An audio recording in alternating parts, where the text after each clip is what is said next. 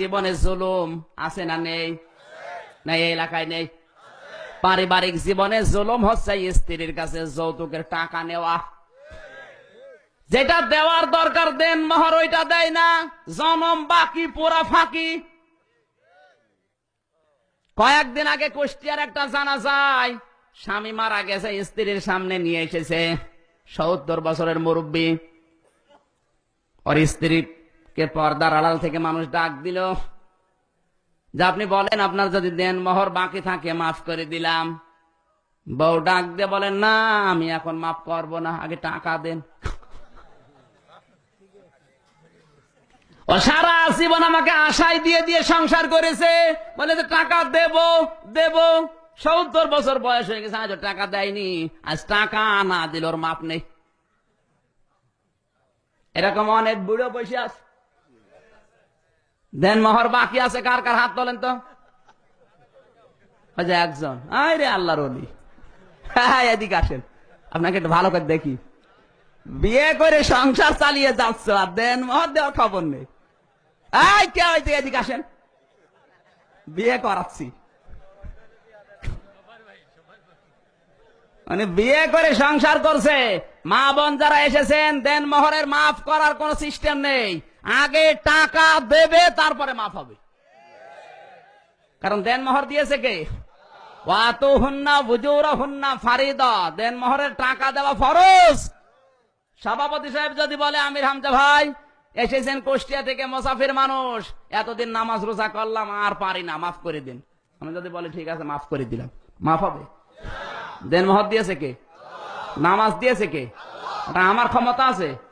আপনি বর কাছে মাফ চেয়ে নেন বাসর ঘরে পা ধরে, কোন কায়দায়? এবার বলছে হাত চেপে ধরবো, তাও মাফ চেয়ে নেবে, দেন মোহর দেবে না। জোরে বলো সুবহানাল্লাহ।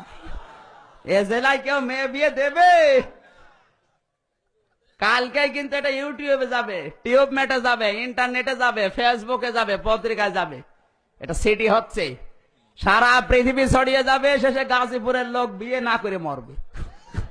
দেন মোহর দেওয়ার খবর নেই, আর উনি ১৮০ মাইল বেগে সন্তান জন্মাচ্ছে।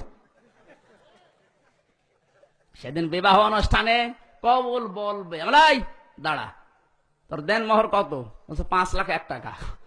তোর কর্মজীবন কি? হুজুর আমি একটা মুদি দোকান চালাই, মুদি দোকান বিক্রি করলে কয় টাকা হবে? ২ লাখ টাকা। তোরে বিক্রি করলে আরো ১ লাখ, সব মিলে ৩ লাখ, আরো ২ লাখ কোথায় পাবি? হুজুরও টাকা দেওয়া লাগবে না, বাসর রাত্রে যে কোনো কায়দায় মাফ চেয়ে নেব, কোন ধান্দায় আছে? মা বোন যারা এসেছেন, যারা মাফ করে দিয়েছেন মাফ হয় নাই, দেন মোহরের টাকা আগে আপনার হাতে দেবে তারপরে মাফ হবে। টাকা যদি না দেয় ওর বিছানা আলাদা করে দেবেন, ও থাকে কোন জায়গায় দেখবো। কথা বলে, জিনিস দেওয়ার খবর নেই, সংসার করে যাচ্ছে। যৌতুকের টাকা নেওয়া পায়খানা খাওয়ার মতো হারাম। আর যারা যৌতুকের মোটর সাইকেল পেয়ে গিয়ার দিচ্ছে, আপনার বর সামনে যখন গিয়ার দিয়ে চলে যান, বউ মনে মনে বলে আল্লাহ ও যেন অ্যাক্সিডেন্ট করে। এই যৌতুকের টাকা, মোটর সাইকেল, ফ্রিজ, কাদের বাড়ি আছে একটু হাত তুলে দেখান তো ভাই। একজনও নেই। আহা, কোন এলাকায় আসলাম ওয়াজ করতে?